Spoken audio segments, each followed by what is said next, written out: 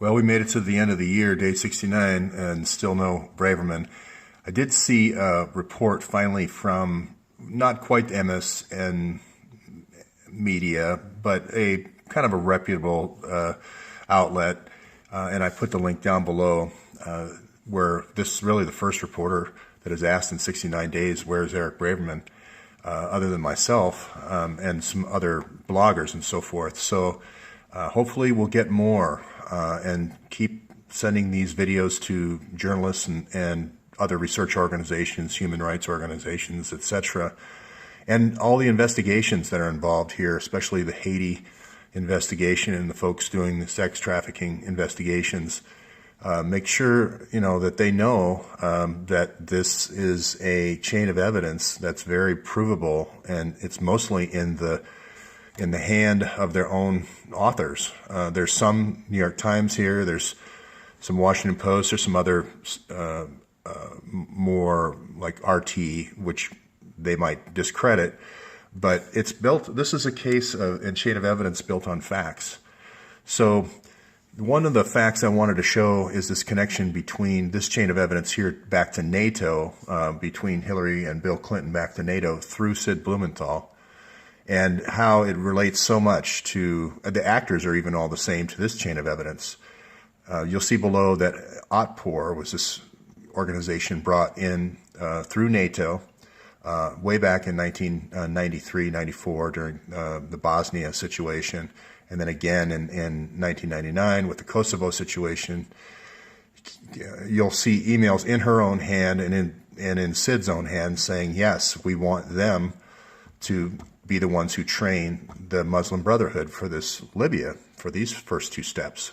So again, I don't know how much better the evidence could be than Sid saying, I want OTPOR to train the Muslim Brotherhood. So that's why OTPOR is relevant. And I'm going to link that back to NATO on the next slide.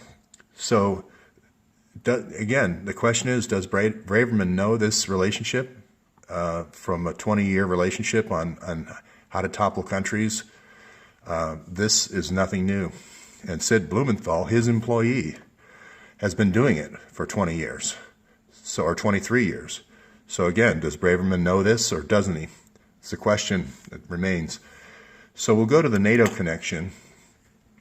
Here's Sid, and I'll start with him. He's the guy who's kind of like the needle in the opposition into the Bush administration, and he's going to needle them all along the way.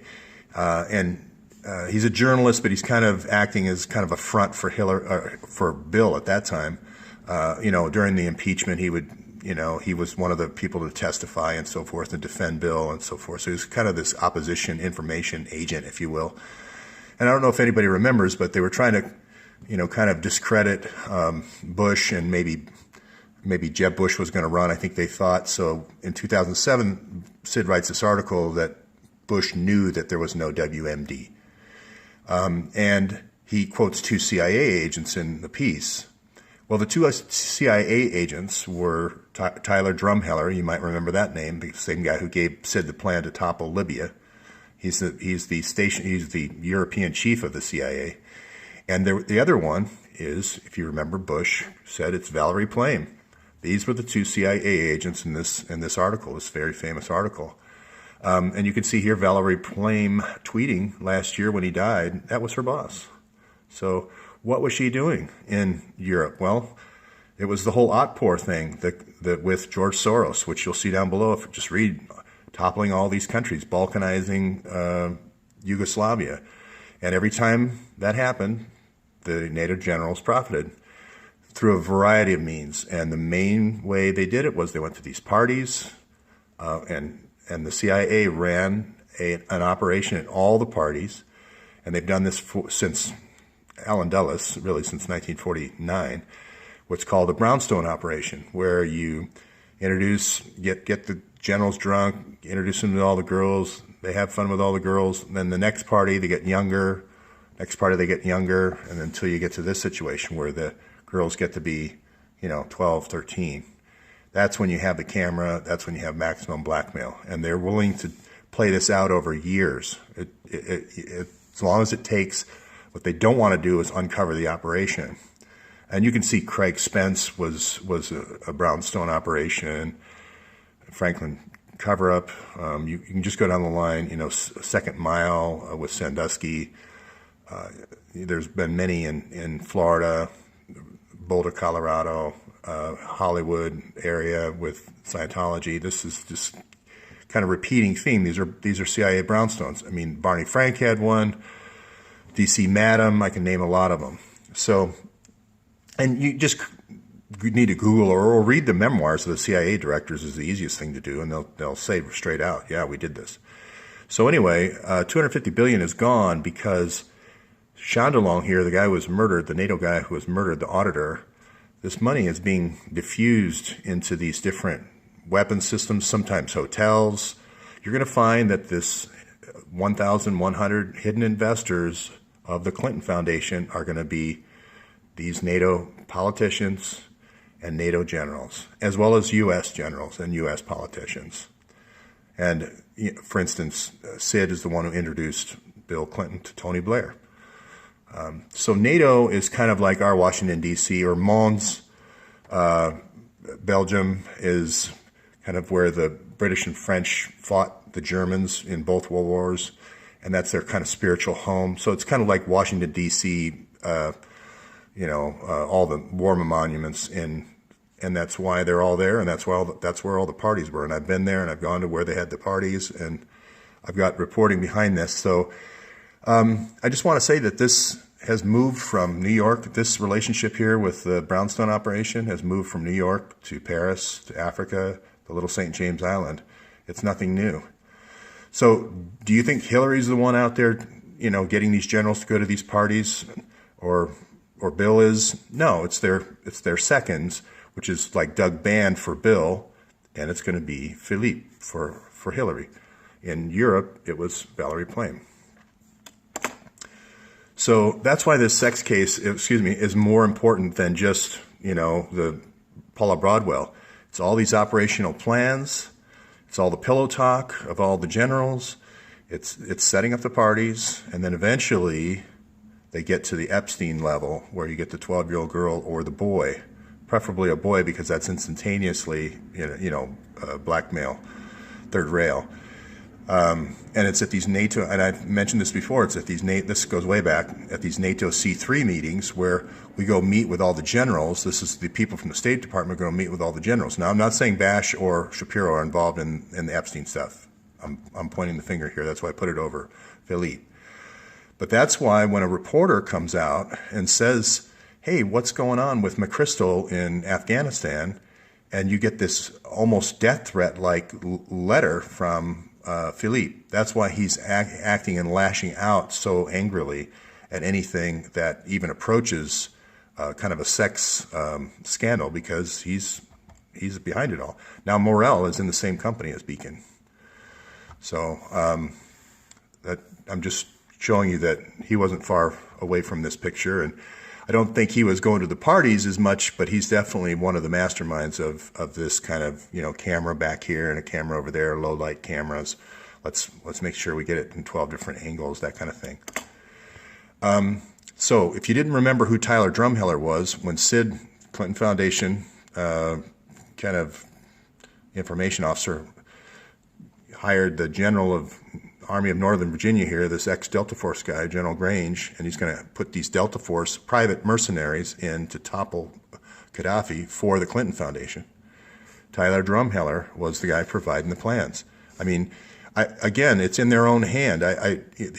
People say, well, where's your proof? I mean, well, Drumheller to Blumenthal. I mean, send me the plans. So, I mean, the woman quoted me, the mainstream woman said I was a fringe site. I'm like, okay, well.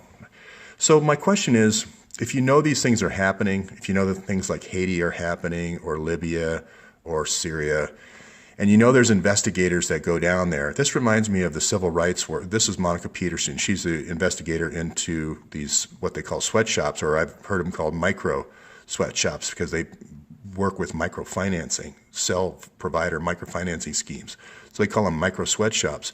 And they turn them into, they force the women into basically prostitution, and they force the men into drug running because they're poor and they're in a bad situation. So Mississippi burning, the three civil rights workers go down to Mississippi and get murdered. What does Kennedy do? He sends, I think, 200 agents, maybe 300, and they all went into a theater. If you haven't seen the movie, it's a good movie. That's what happens and they weren't murdered right off the bat. They were just missing. So that's what the president needs to do. He needs to send 200 or 300 FBI people here. What we don't, especially when we have a person who's been involved in child running. I mean, the person who represented Laura Silsby, he was convicted in 2004 of running in Central America, of child trafficking in Central America. So it's not like, and there's hundreds of emails going back to 2002 through Huma from Hillary to her. So what's the response from the FBI? Well, quite different, actually. We're going to open up another office, a Miami office. We're going to wall off everything that happened in Haiti from the rest of the investigators. We're going to go ahead and get promoted a couple more times. We'll go ahead and take a $700,000 bribe to our wife. That's fine. We'll destroy evidence for you. We'll forge 302s. When somebody does come forward, when they're disgusted by somebody Bill climbing the plane and intimidating the head of the Department of Justice, what's our response? Destroy that, search warrant and then come up with one 30 days later. Well, if I'm wrong, all I have to do is produce the search warrant, they produce the 2 302s, and give Chaffetz the file, the FBI file that he's asked for, and produce these records, these 650,000 records. Okay? So not all this stuff. No grand juries, no subpoenas, no videotaping, no under oath, letting the conspirators meet together, letting the conspirators all interview simultaneously.